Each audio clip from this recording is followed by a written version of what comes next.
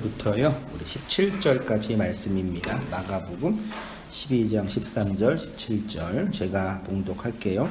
그들이 예수의 말씀을 책잡으려 하여 바리새인과 헤롯 땅 중에서 사람을 보내매 와서 이르되 선생님이여 우리가 아노니 당신은 참되시고 아무도 꺼리는 일이 없으시니 이는 사람을 외모로 보지 않고 오직 진리로서 하나님의 도를 가르치시니이다. 가이사에게 세금을 바치는 것이 옳으니까 옳지 아니하니까 우리가 바치리이까 말리이까 한데 예수께서 그 외식함을 아시고 이르시되 어찌하여 나를 시험하느냐 데나리온 하나를 가져다가 네게 보이라 하시니 가져왔거늘 예수께서 이르시되 이 형상과 이 글이 누구의 것이냐 이르되 가이사의 것이니이다. 이에 예수께서 이르시되 가이사의 것은 가이사에게 하나님의 것은 하나님께 바치라 하시니 그들이 예수께 대하여 매우 놀랍게 여기더라. 아멘. 마가복음 38번째 시간으로요. 가이사의 것, 하나님의 것, 호호데우스라는 제목으로 그러니까 11장에서 예수님이 성전에 입성하시고 12장이죠. 12장에서 계속 이제 그 교훈의 말씀을 하셨잖아요. 무화과 나무 이야기, 포도원 농부 이야기, 그 다음에 이제 가이사의 것, 헤롯의 것 이야기, 이후에 이제 부활, 그 다음에 뭐 계명 등등의 이야기가 쭉 나오는데 12장이 말씀이 쭉 보면은 다 비유로 되어 있는 말씀이에요. 포도원 농부도 비유고, 무화과 나무도 물론 이제 실제로 있었지만 그 비유적 상징을 담고 있는 이야기였고, 오늘 그 가이사의 것 헤롯도 사실 이제 상징을 담고 있는 거죠. 사실 다 또 살펴보니까 마태복음 13장의 비유만 있는 것이 아니라 예수님의 특히 이제 죽기 직전에 일주일 동안의 그 가르침 자체도 많이 상징과 비유로 이렇게 말씀하셨다라고 또 새롭게 다가왔는데요. 다 알고 있는 말씀이지만 또 오해하고 있는 말씀이기도 하고요. 다시 한번 우리 또 역사적인 문맥 안에서 또 한번 적용해 보도록 할게요. 율법과 은혜 부분이 있는데 한번 읽어주십시오. 예수님은 포도원 농부의 비유를 통해서 선악과 먹인 아담들의 율법 행위를 기각하고 예수 그리스도가 완성한 하나님의 은혜의 복음을 선언하셨습니다. 예수님이 이 은혜의 복음을 선포하시니까 율법주의 상징인 서기관과 바리새인들은 절대 그 은혜의 현실을 이해하지 못하는 것입니다. 이런 현상은 태고적부터 인류의 삶의 방식이었습니다. 가인 문명이 강력한 율법의 시대에 노아가 하나님의 은혜의 복음을 방주로 선포하였고 세상 꼭대기에 올라가고자 했던 바벨 문명 속에 아브라함이 여호와의 은혜의 복음을 따라 진리의 순례자가 되었습니다. 이후 이스라엘이라는 민족이 국가가 되고 그들에 주어졌던 그 은혜의 종교가 왜곡된 율법주의 종교로 타락한 것이 바로 유대교였습니다. 수천 년의 시간 동안 하나님은 그 율법의 땅에 당신의 종들을 보내어 하나님의 은혜의 현실을 선포하게 하셨고 결국 자기 아들을 보내어 십자가를 통해 은혜의 복음을 완성하셨습니다. 지금 우리가 알고 믿고 행하고 살고 있는 이 복음은 예수 그리스도가 십자가에 완성한 하나님의 은혜와 은총의 현실입니다. 인간이 무엇을 행하고 이루고 지키는 차원을 넘어서는 하나님의 계획과 예수의 희생과 성령의 일하심으로 나타나는 용서와 사죄의 현실이라는 것입니다. 21세기 인류 문명이 코로나 이전과 이후로 나누어지게 되는 것처럼 한국 기독교 문명도 코로나 이전과 이후로 나누어지게 될 것입니다. 그동안 한국 교회의 성장 동력이라고 믿었던 여러 요인들이 코로나로 인해서 완전히 무너지고 해체되고 새롭게 재해석되고 있지요. 한국교회 성장의 이유 신학교 항상 배웠던 내용이었거든요. 목회자들의 헌신, 성도들의 열정, 그렇죠? 정말 열정적이었죠. 그 다음에 뭐 그 모임의 강조, 뭐 주일 성수, 11조, 그 다음에 내세에 대한 어떤 신념 등등이 이제 한국 교회가 성장했다. 그게 내적인 요인이고, 외적인 요인으로는 뭐 한국 자체가 이제 민주화 이후에 산업화와 민주화가 이루어지면서 그것이 새로운 그 종교인 기독교와 좀 이렇게 맞물렸다라고 이제 보는 거죠. 물론 사회학적인 설명이기도 하지만. 그래서 20세기에 교회, 이렇게 개신교가 부흥하는 곳은 딱 전 세계 지도를 보면은 딱 이렇게 가운데쯤에 있는 개발도상국이라고 하는 한 80년대 이후에, 지금은 중남미 쪽에는 이제 뭐죠? 카톨릭 안에서 이제 오순절 계열의 이제 기독교가 되게 좀 감정적이고 좀 신비적인 그런 것들을 이제 자극하여 이제 부흥했었죠. 지금은 어떤지 뭐 공부는 안 했지만요. 그게 이제 그런 패러다임이 이제 바뀌게 될 것이라는, 그러니까 저도 느끼지만 실제로 교회에서 이제 그 교수들이나 목회자들이 해석하고 있는 현실인 것 같아요. 실제로도 그렇고. 목사와 프로그램, 교회 건물을 중심으로 성장했던 한국 교회의 신학적 영향이 아닌 구조적 변화를 이전에 믿었던 종교적 신념들이 무너지고 있는 것처럼 보입니다. 신학적인 영향이 아니라 구조적인, 그러니까 신학, 교리에 대한 재해석이 아니라 이 환경에 의해서 이제 무너지고 있죠. 그러니까 교회 목회자가, 교회 리더가 성도들에게 교회 출석을 강조하는 이유가 뭐 때문이죠? 겉으로는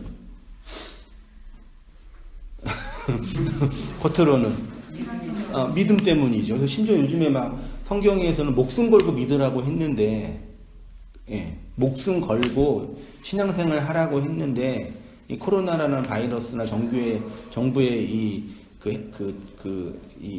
방침에 따라서 모이고 안 모이고 그러는 거는 믿음이 없는 행동이다, 이렇게 말하는 목사들도 있어요. 그 목회자가, 교회 리더가 교회 성도들을 이렇게 출석을 강조하는 이유는 성경이 그걸 요구하기 때문이라고 겉으로는 말하지만 실제로는 왜 그러죠? 아주 그냥 노골적으로 말하면 수익률 때문에 그러죠. 실제로 그러더라고요. 그러니까 출석률이 떨어지면 헌금률이 떨어지더라고요. 어쩔 수 없나 봐요. 그러니까 출석을 많이 해야지 헌금이 더 많이 되고, 출석을 안 하면은 헌금이 떨어져요. 그러니까 그런 현실적인 문제, 그 나쁘다는 얘기가 아니라요. 근데 그게 이제 신학적인 이유 때문이 아니라, 옛날에 뭐 11조는 없다, 뭐 헌금은 그런 게 아니다, 이렇게 신학적으로 설교했던 뭐 김동근 목사나 이런 목사들의 설교가 아니더라도 이제 구조적으로 그렇게 하지 않아도 되는 이제 그런 구조적 환경이 된 거죠. 그렇죠? 그게 되게 무섭더라고요. 요즘 제가 경험한 바로는. 이런 현상은 교회의 외적인 구조에 강력한 변화를 일으키게 될 것입니다. 어떤 이들은 기독교야 교회의 위기라고 말하기도 합니다. 그러나 본질은 지금껏 그들이 기독교의 복음의 총론, 본질을 알지 못한 채 관념과 주관적인 신념, 강론이라 그러죠, 로 소유했던 자기 믿음의 그 페르소나가 벗겨지는 것이라고 이제 여겨져요. 아주 코로나 이후에 우리나라 사회 구조도 급격하게 변하겠지만 그건 뭐 사회 현상이니까. 근데 교회도 엄청나게 변할 것 같아요. 이제 이렇게 예상하고 현실로 보더라도요. 왜냐면 벌써 이제 교회가 재정적으로 이게 출석률이 떨어지면은 가장 먼저 나타나는 현상은 이제 헌금이 떨어지니까, 헌금이 떨어지면 재정적인 어떤 변화가 일어나야 되는 구조 뭐라 그러죠? 구조 조정을 해야 되잖아요. 제일 먼저 구조 조정 당하는 사람이 누구겠어요? 비정규직. 전도사, 그다음 사찰집사, 전도사, 그다음에 부목사죠. 제일 먼저 사찰집사를 먼저 잘라요. 그리고 그 사찰집사는 했던 일을 이제 성도들한테 분할을 하죠. 그다음 전도사를 자르죠. 그다음 전도사 했던 일을 부장집사님과 장로님이 하시죠. 그다음 이제 부목사를 자르겠죠. 담임 목사는 끝까지 가는 거죠. 정년될 때까지. 실제로 그렇게 지금 경험하고 있는 동기들, 목회자들을 봐요. 그래서 아직 비공식적이지만 이미 이제 이 플랫폼 노동 시장에 많은 목회자와 그 교사들이, 여기 신학생들이 이미 들어와 있어요. 오토바이도 해서 배달도 하고 택배 알바도 많이 이미 플랫폼 노동 현장에 많이 들어와 있어요. 제가 경험한 바로는. 우리 회사에서도 인력 한 명이 충원이 필요해가지고 이력서를 받았는데 두 분이 신학교 딱 보고 캔슬 했죠. 고졸 사원 필요한 그 이력서에 신학교 나온 이걸 쓴 거는 좀 슬픈 일이죠. 아무튼 그 현실적으로 되고 있죠, 이제. 그게 옳고 그름의 문제가 아니라 이게 그렇게 다는 거예요. 그냥 어쩔 수 없어요, 이거는. 그것이 이제 우리 신학적인 본질의 어떤 해석이 되냐, 이제 되게 중요한 관건이겠죠. 네. 그 다음에 이어서 한번 권사님 보십시오. 복음의 총론적 이해의 중요성. 복음과 은혜의 총론적 이해가 없으면 다양한 사회적, 종교적 변화에 따라 기독교의 절대성과 유일성을 상실하게 됩니다.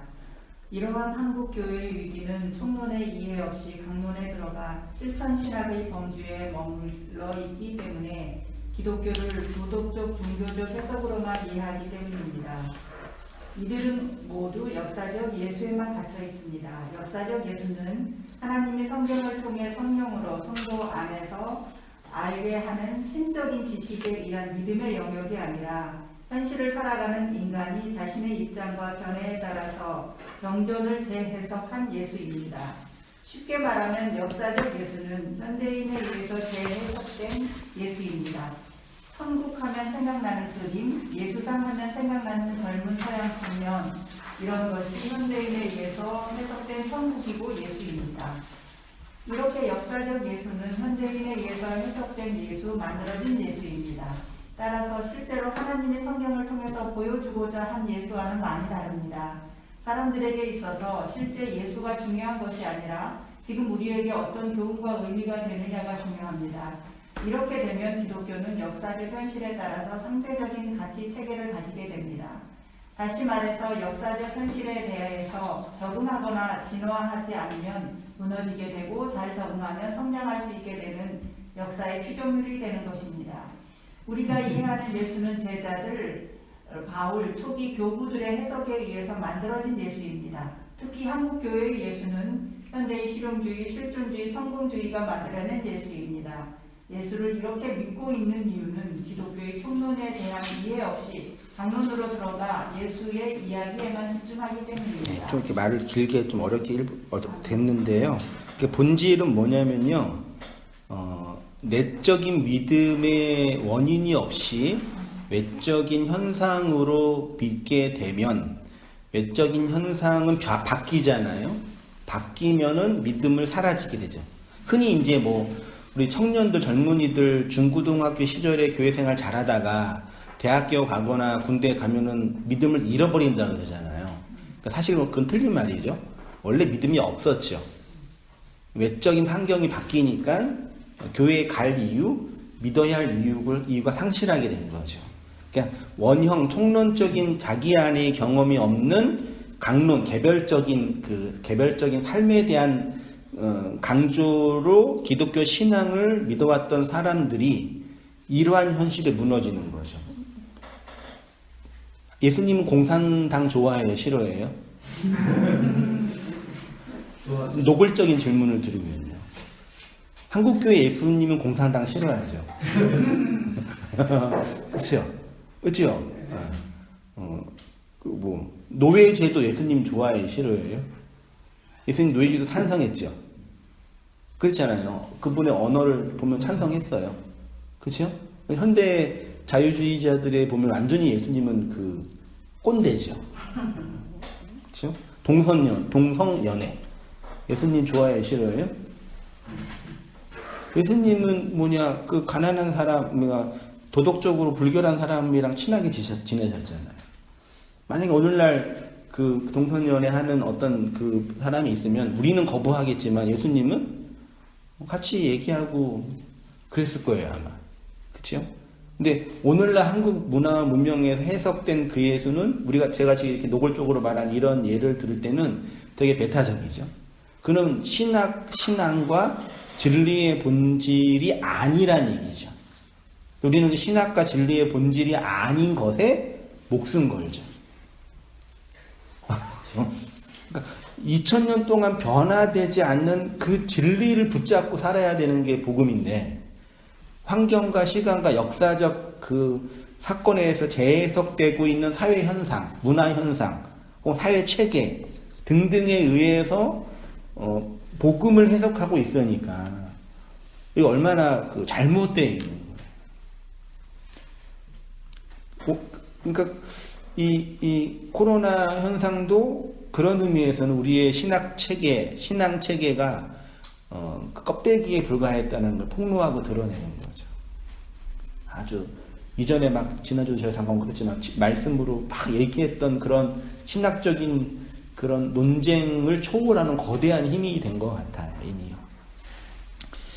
그 이유는 이제 복음에 대한 총론적인 이해 없이 그렇기 때문이다라고 해석을 했고요. 그러나 교회는 역사의 피조물이 아니라 묵시의 피조물입니다. 기독교 복음의 총론은 언제나 영광의 하나님으로부터 시작하지요. 사도행전에 나오는 베드로의 설교나 스데반의 설교, 사도들의 설교를 보면 그들은 강론의 문제를 해석하기 이전에 하나님의 그 근본적인 총론의 문제에서부터 들어가는 거죠. 그렇게 이제 그 본질적인 그 총론에 대한 해석을 들어가게 하게 하는 그 계기를 우리는 신학적으로 이제 뭐라 그러냐면 회개라고 흔히 말하는 거죠. 이 외부적인 사회 현상과 문화에 의해서 만들어진 외부의 이 껍데기를 넘어서는 그 우리의 내적 본질의 영역에 들어가는 것. 그걸 이제 회개라고 하는 거죠. 본문은 넘어가고요. 하나님의 영광과 인간의 회개 한번 장로님 한번 읽어주십시오. 하나님의 영광과 인간의 회개. 그러면 영광의 하나님 앞에 인간은 어떤 존재로 나타납니까? 하나님의 영광을 자신의 영광으로 쟁취하려는 바로 폭로됩니다. 그래서 인간들은 자기 영광을 얻고자 하나님을 십자가에서 살해하는 자로 폭로되는 것입니다. 그렇게 폭로된 자들이 하나님의 영광 앞에서 내어놓아야 할 열매가 있습니다. 성경은 그것을 회개라고 합니다. 아직도 이 회개를 오해하고 있는 사람들이 있습니다. 회개는 인간이 잘못한 건 몇 개, 그것도 사회법이나 전통, 불문율에 어긋나는 행동 몇 가지를 그만두는 것 정도를 회개라고 하지 않습니다. 회개는 인간을 위한 강론에서 하나님을 향한 총론으로 전환되는 것을 의미합니다. 쉽게 말하면 하나님, 저는 죽어있는 자입니다. 그냥 흙입니다. 이런 내가 하나님 앞에 자기애와 자기의로 가득한 왕으로 있었습니다. 십자가가 그런 나를 두서온 뜨인 돌이고 난 그 십자가의 가루가 된 존재입니다. 그러니 주의 은혜를 베풀어 주옵소서. 이 상태를 회개라고 합니다. 이 상태에서 하나님의 그리스도의 영으로 먼지이며 흙인 나에게 자신의 생명력을 부어 그리스도와 연합시키는 것이 하나님의 나라 천국이라고 하는 것입니다. 지난주에 살펴보았던 포도원 농부 비유도 결국은 율법주의를 상징하는 바리새인과 서기관들을 경고하시고 심판하시는 내용이었습니다. 예수님의 비유는 서기관과 바리새인으로 하여금 예수님을 죽이게 할 만큼 신학적으로 정치적으로 매우 민감한 내용이었습니다. 그들은 어떻게 해서든지 예수를 곤경에 빠뜨리고자 정치적으로 민감한 부분인 납세에 관한 것과 신학적으로 예민한 부분인 부활과 계명에 관한 부분으로 예수님을 곤경에 빠뜨리고자 하였습니다. 이어서 우리 권사님. 그 가이사에게 그자들이 예수님께 다시 질문을 던집니다. 가이사에게 생명을 바치는 것이 옳습니까? 옳지 않습니까? 예수님은 쇳돈으로 내는 데나리온을 하나 가져오라고 하십니다. 데나리온은 유대뿐 아니라 로마 제국의 모든 영역에서 쓰였던 은 동전입니다. 그 동전의 앞면에는 신 아우구스투스의 아들 티베리우스 시저 아우구스투스라는 글이 있고 뒷면에는 최고 신관이라고 글이 새겨져 있었습니다. 한마디로 로마의 돈에는 로마의 황제가 신이라는 말이 적혀 있었습니다. 예수님이 돈을 가리켜 맘모나스 신이라 한 것이 이 때문입니다. 그들이 생각하는 이 세상의 진짜 신을 자신들의 돈에 새겨 놓았습니다. 돈이라는 보이지 않는 세상의 힘을 화폐라는 보이는 것에 그려서 그것을 자신들의 신이라고 부른 것입니다. 주님은 그 동전을 가리키시면서 가이사의 것은 가이사에게 주고 하나님의 것은 하나님께 드리라고 말씀하셨습니다. 네, 물론 이 성경의 모든 내용을 다 그렇게 이해하고 있겠지만요, 이 가이사의 것, 하나님의 것도 정말 많이 오해하고 있죠. 네. 가이사의 것은 가이사에게, 하나님의 것은 하나님에게 바치라는 문장을 주로 언제 사용합니까? 정치적으로는 국가 권력과 종교 권력이 대치될 때, 재정적으로는 국가에 세금을 바치는 것과 교회에 헌금을 바치는 것을 설명할 때 주로 사용합니다. 심지어 어떤 설교를 이렇게 찾아봐서 보니까 모범 납세자 예수 뭐 이렇게 설교 제목을 했더라고요. 근데 그거 듣고 되게 신선했어요. 아 정말 아니 목사님이 세무공무원 하셨나? 모범 납세자 되게 우리나라 좋은 말이잖아요. 진짜 우리가 알고 있었다는 진짜 수준 높은 물론 제목만 제가 봤는데 되게 신선했어요. 야, 이 진짜 되게 사람들 확 다가왔던 얘기겠다 생각이 들더라고요. 근데 그 정도로 이해하죠. 그렇죠. 그거 좀 낫죠. 그나마 이제 더 하면은요. 이 말씀을 어떻게 해석하냐면 국가에 내는 세금은 가이사의 것이니까 국가에게 바치고 11조나 기타 헌금은 하나님의 것이니까 떼먹지 말고 하나님께 내라는 말씀으로 이해합니다. 그것도 예수님이 하신 말씀이라고 더 중요하다고 빨간 줄까지 그으면서 실제로 빨갛게 되어 있죠. 자신들의 행위를 정당화하려고 합니다. 그러나 이 말씀은 그 본질 자체가 역설입니다. 왜냐하면 이 세상의 모든 것이 다 하나님의 것이기 때문입니다. 하나님의 것과 세상의 것을 구분하는 것 자체가 역설이죠. 의도된 역설이죠. 니네가 구분하고 있잖아. 그래서 일단 말하고 내가 들어가 볼게. 이런 식의 역설인 거죠. 바울도 모든 권세는 하나님이 정하신 거라 했죠. 그래서 어떻게 해석해요? 제가 청년 때 정말 따르고 싶었던 그 목사님 중에 한 분이 CCC 대표였던 김준곤 목사님이시거든요. 워낙 문학 공부하신 분이라 설교가 진짜 그냥 신학적이 아니더라도 그냥 글 자체가 우리 선배님들은 예수 칼럼만 보셨을 거 아니에요. 신문에 기고까지 하셨으니까. 그분이 여러 가지 해석적인 측면에서 신학적인 제 입장에서는 군사 독재 시절에 침묵을 하셨거나 혹은 따라야 된다고 얘기했죠. 그래서 성장한 거겠죠. 그 당시에 그 어려운 시기 때. 카톨릭은 그때 이제 싸웠잖아요. 군사랑 심지어 투쟁하는 사람들 교회에 숨게 하고 거기서 이제 오히려 항쟁이 일어나고 되게 그래서 우리나라 사적으로는 되게 중요한 어떤 획이 됐죠. 근데 한국 개신교는 이상하게 독재에 대해서는 되게 친근감이 있었던 것 같아요. 네. 독재에 대해서는. 그 이유, 그 근거가 이런 말씀이죠. 다 하나님이 세운 그 권세다. 그러니까 뭐 해야 된다? 네, 순종해야 된다. 따라야 된다. 하나님이 준 권세다. 이런 식의 말도 안 되는 자의적 해석을 하셨던 거죠. 그때는 그냥 청년 때는 그냥 그럴 수 있겠구나 생각했는데 지나가서 한번 생각해봐도 바울이 이렇게 말했던 의도는 이런 거 전혀 상관이 없는 거거든요. 사실은요.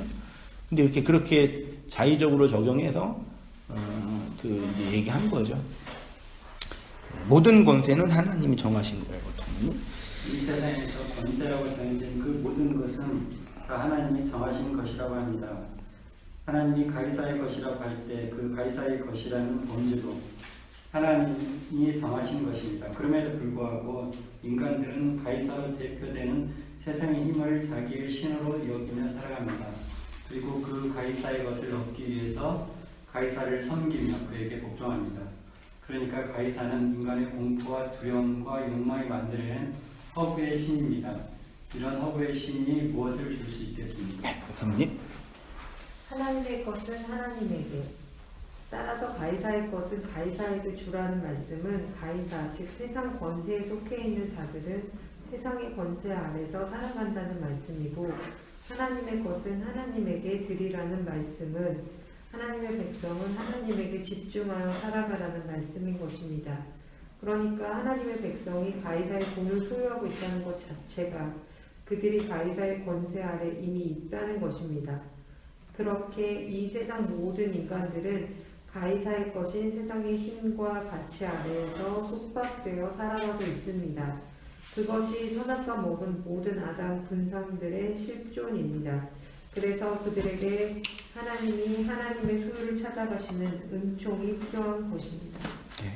저는 청년 때랑 젊었을 때, 죄송한 되게 부끄러운 말씀이지만 돈이라는 걸 40살 넘어서 알았어요. 무슨 말 이해되시나? 그 전까지는 얼마 안 됐어요. 돈과 상관없이 살았어요. 지금은 열심히 공부하고 있어요. 돈이라는 게 이거구나. 좀 배우고 있어요. 진짜 공부도 하고 있는데, 내가 왜 그렇게 무모하게 그랬을까 생각해 보니까요, 돈을 초월하여 살았어요.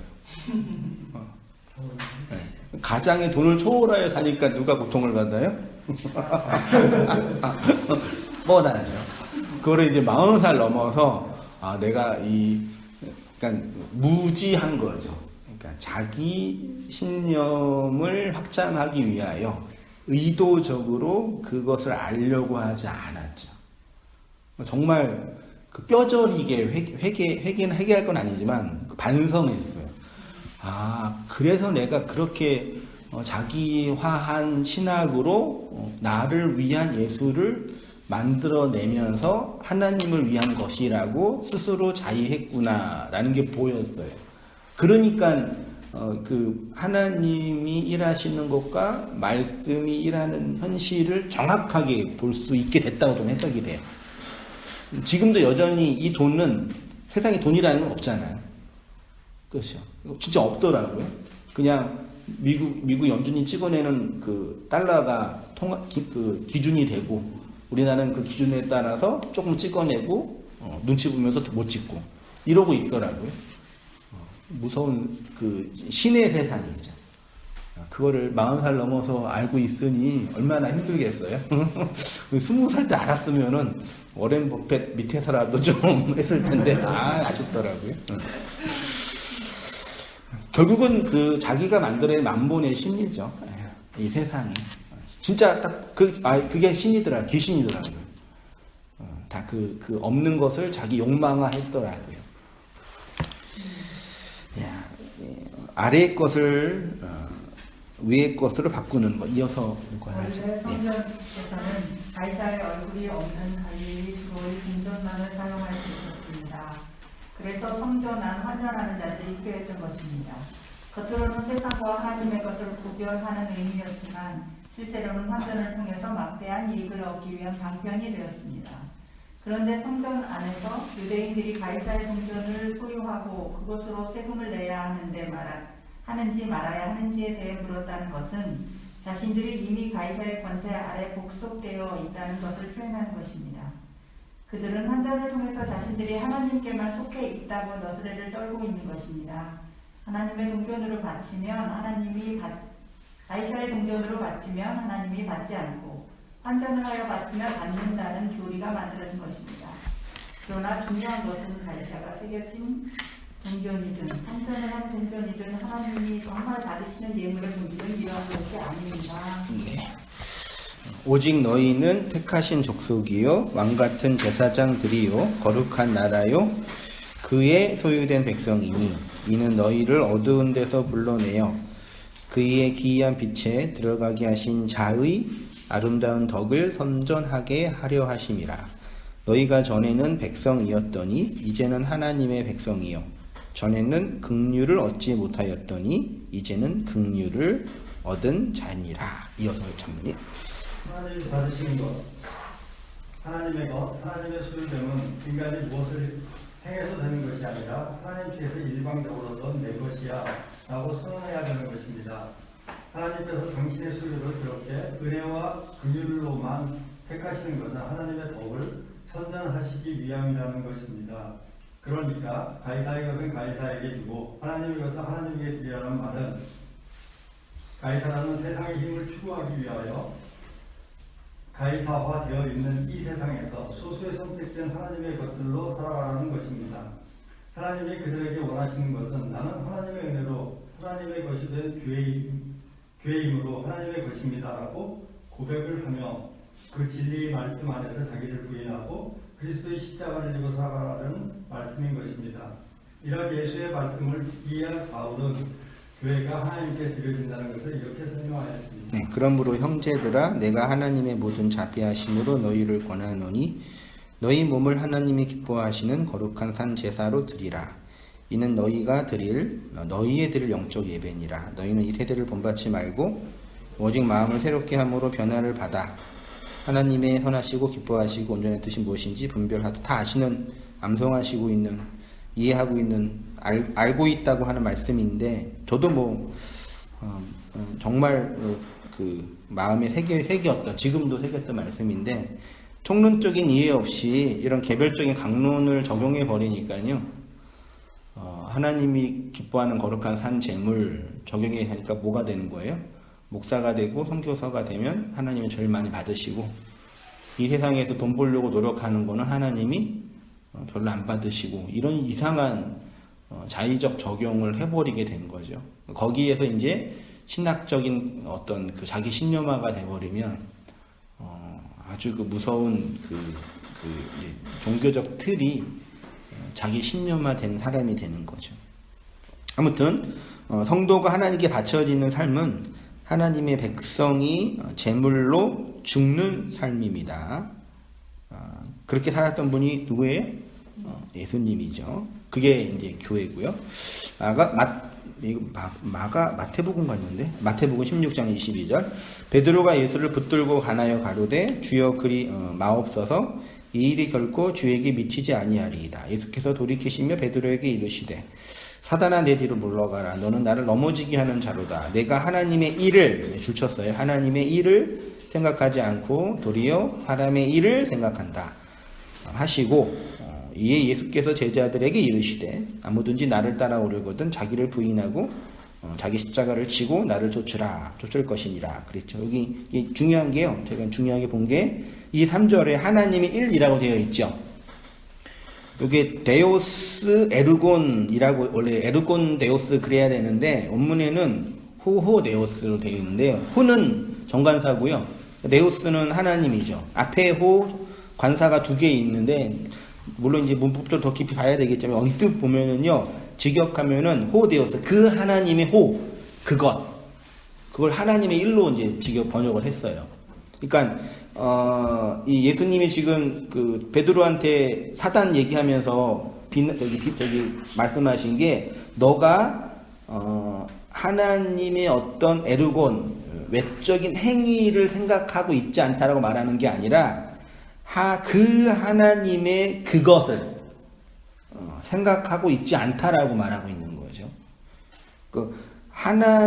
이게 그 하나님의 그것이라고 번역된 하나님의 일이 마가복음 12장 17절에 예수님이 가이사의 것은 가이사에게 하나님의 것은 하나님에게 바치라 그랬잖아요.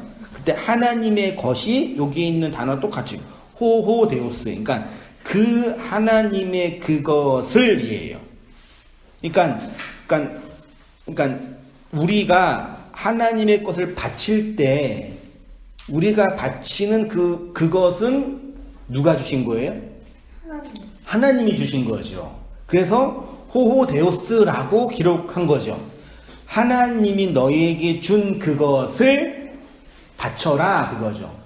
앞에서 늘 살펴봤지만 포도원 농부 비유, 무화과 비유에서 무화과 나무가 열매를 내지 못한 이유는 무화과의 때가 아니었기 때문이잖아요. 그때는 예수가 오셔야지만 익는 때잖아요.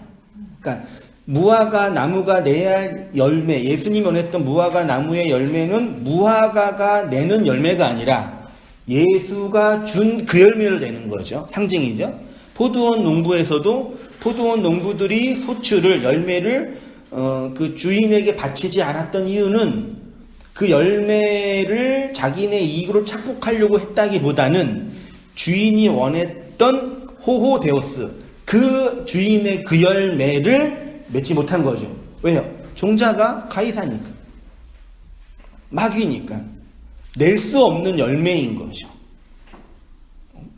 오히려 아들이 갖고 있는 그 하나님의 유업을 강탈해 버린 거죠. 죽여서.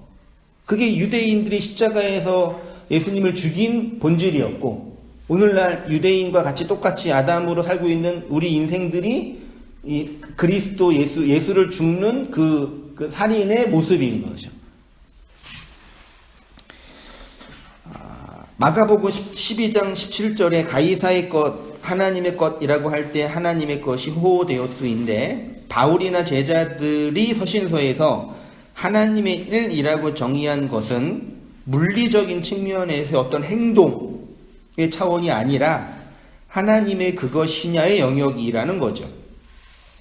예수님이 베드로에게 내가 지금 하나님의 일을 생각하지 않고 사람의 일을 생각한다고 할 때 하나님의 일은 십자가 지는 것이고 사람의 일은 그 일을 거부하는 것입니다. 그러니까 하나님의 일은 예수님이 십자가를 쥐고 하나님의 완성한 제물로 바쳐짐으로 하나님의 뜻, 하나님의 일을 성취하는 것입니다. 중요한 것은 하나님의 일과 하나님의 것은 그 주체가 인간이 아니라 하나님이 예수의 때에 열매로 넣어준 하나님의 것이죠. 여사머리 강사님, 하나님이 할 수 있는가요? 하나님의 일을 할 수 있는, 그러니까 엄밀하게 따지면 인간이 하나님의 일을 하는 것은 불가능하고 더욱이 하나님께 바치거나 드리는 것도 불가능한 것입니다. 결국 하나님의 것을 드린다는 말은 하나님의 것과 하나님의 일의 주체가 하나님이시기 때문에 그 모든 일은 모두 하나님의 주권과 개입과 행위로, 은혜로 성취되는 것임을 인정하는 것이 하나님의 것을 하나님께 드리는 일인 것입니다. 예수님이 대접을 받고자 하는 대로 대접하라는 말씀이 이러한 말씀입니다. 하나님이 나를 어떻게 대접하셨는지는 아는 것이 하나님을 대접하는 것입니다. 그렇게 하나님의 것을 하나님께 드려야 한다는 것은 우리가 예수의 공로, 하나님의 은혜만을 의지하는 자로 하나님 앞에 죽은 자로, 악한 자로 내려간다는 말씀입니다. 이러한 내적 상태를 예수를 믿는다라고 하는 것입니다. 그래서 예수님은 하나님의 것을 하나님의 일이라고 하신 것입니다. 저희가 묻되 우리가 어떻게 하여야 하나님의 일을 하오리까? 예수께서 대표로 가라사대. 그러니까 이거는 제자들이 묻는 거잖아요. 여전히 제자들은 하나님의 그것으로서의 하나님의 일이 무엇인지는 모르는 거죠. 그렇죠? 여전히 율법적인 태도에서 예수님이 원하는 그 일을 어떻게 할 수 있습니까? 라고 묻는 거죠. 그래서 예수님이 나를 하나님이 보내신 자를 믿는 것이 하나님의 일이라고 선언하셨죠. 자, 성경이 인정하는 하나님의 일, 하나님의 것, 하나님이 받으시는 것은 예수님의 행함뿐이 없습니다. 그렇죠? 엄밀하게 말하면 하나님이 받으시는 거는 예수님뿐이 없죠. 그렇죠? 예수님이 행하신 것 외에는 하나님 받으시는 거 없죠. 이것을 계속 말씀드린 하나님이 교회를 통해서 받기를 원하시는 열매인 거죠. 이 열매는 하나님의 때가 차야 나오는 열매입니다. 그래서 율법을 상징하는 무화과 나무가 그 열매를 낼 수 없었던 것이고, 율법주의를 상징하는 포도원 농부들이 그 열매를 주인에게 줄 수 없었던 것이지요. 하나님이 예수 그리스도를 통해서 성령으로 내는 열매이기 때문입니다. 장로님. 이것을 하나님께 드린다고요? 그러니까 결국은 우리가 하나님 앞에 드릴 것은 예수님이 행하심을 믿는 믿음뿐이 없는 것입니다. 돈 내면 하나님이 받으시고, 시간을 내면 하나님이 기뻐하시고, 목사로 선교사로 자기 몸을 내어드리면 더 많이 기뻐하신다는 말씀은 모두 인간이 역사적 예수를 만들어낸 것처럼 인간의 의한 인간을 위한 도구만일 뿐입니다. 교회 헌금을 낼 때 그 헌금 안에 있는 의미, 내용을 바르게 알고 내셔야 합니다. 이거 내지 않으면 하나님이 기뻐하지 않으시니까 내게 무슨 일이 생길 거야. 이런 태도는 잘못된 것입니다. 하나님이 받으시는 유일한 제사, 헌금, 헌물은 예수님뿐이 없습니다. 그러면 나는 그 예수가 내 인생 속에 행한 그 일을 믿는 자이고, 그 믿음이 있기 때문에 예수에 의해서 예수를 위한 믿음이라는 열매가 맺혀지는 교회라는 고백이 먼저 선행되어야 한다는 것입니다. 하나님이 받으시는 유일한 것은 예수와 예수를 믿는 자들 뿐입니다. 그러니까 우리가 예수 믿는다고 하는데요, 혹자들이 예수 믿는다고 하는데 안 믿는 것 같아요. 너무 선명해요. 알고 안 믿는 것도 있고, 몰라서 못 믿는 것도 있죠. 그 경계에서는 더 깊이 공부해야 되겠지만, 물론 모르기 때문이겠죠. 해석인데, 그냥 예수 안 믿어요. 그냥 그 역사적 예수로 믿는 거죠. 역사적 예수는 예수 아니잖아요. 내가 만들어낸 예수. 한국 교회가 만들어낸 예수. 그러니까 조금 기분 나쁘나 환경이 어려우면은 믿음을 뭐 저버린다고 표현하는 거죠. 자기 외적인 현상에서 믿는 거니까. 근데 제가 이런 이 복음적인 그 이해를요, 자기 자랑 20살 때 깨달았어요. 제 자랑이지만, 왜냐면 되게 제가 뭐 잘난 게 이렇게 되게 위로가 되더라고요. 그러니까 내가 뭐 하고 안 하고 이렇게 뭘 배워서가 아니라 어느 순간 하나님이 저한테 이렇게 허락한 어떤 것인 것 같아요. 잘 정확하게는 아직 선명하게 이게 뭐 내 거다 이건 아닌데, 그러니까 어느 순간 그게 나한테 들어와서 그렇게 해석된 역사와 성경을 이렇게 보는 거예요. 그러니까 막 안 맞고 힘들고 불편하고 미운 오리 새끼 같고 되게 어색한 거죠. 이상하다? 그러니까 그냥 내가 갖고 있는 외적인 나의 형질로 이렇게 해석하는 것이 아니라 무엇인가 나를 초월한 하나님의 그것이 주어진 해석이라는 게 이렇게 성경을 통해서 신학적으로 이렇게 회고하면서, 그러면 그렇게 주어진 것이 나의 어떤 이 점수적인 노력과 행동 이전에 하나님이 그냥 주권으로 넣어준 어떤 이렇게 번뜩이는 어떤 현실이었구나를 해석하게 되는 거죠. 거기에서 이제 경계선이 나누어지는 것 같더라고요. 개인적인 경험할 때는요.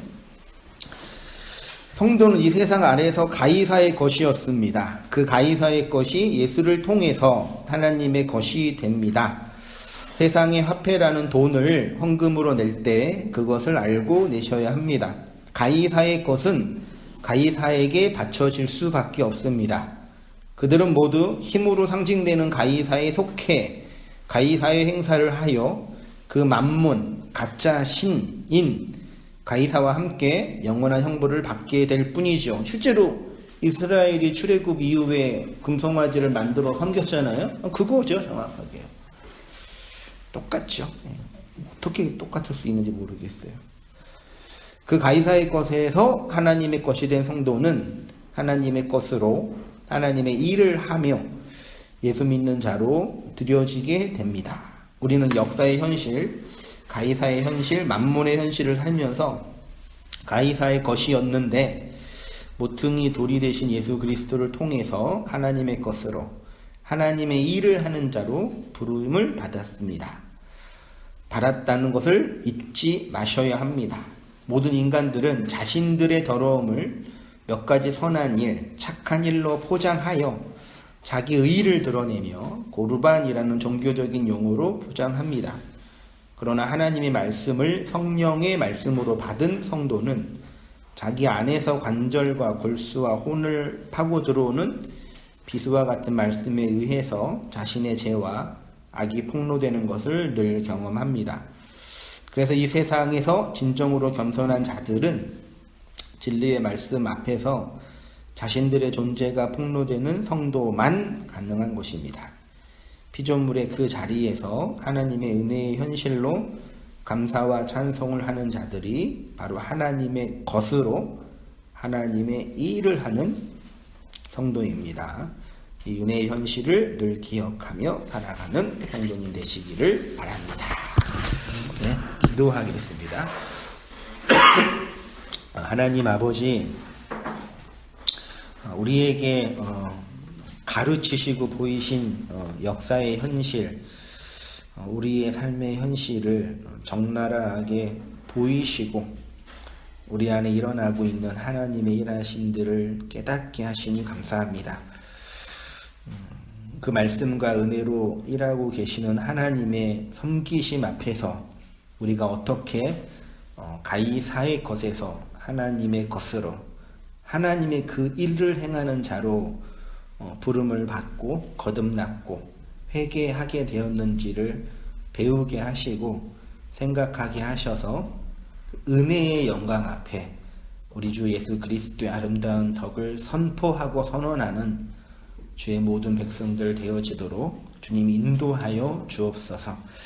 우리의 역사적 현실과 외적인 조건은 저희들을 낭망하게 하고 지치게 하고 눈물 흘리게 하고 후회하게 하지만 그 일들을 통해서 우리를 거듭나게 하셔서 하늘의 산 소망을 품고 살게 하신 하나님의 행하심과 일들을 목도하며 은혜의 찬송을 드리는 저희의 모든 삶들 다 되어지도록 아버지 인도해 주시고 은혜 내려 주옵소서. 그 진리의 말씀으로 더 겸비하고 겸손하게 은혜를 발현하고 나타내는 저희의 모든 삶들 다 되어지도록 아버지 인도해 주시고 함께하여 주시옵소서.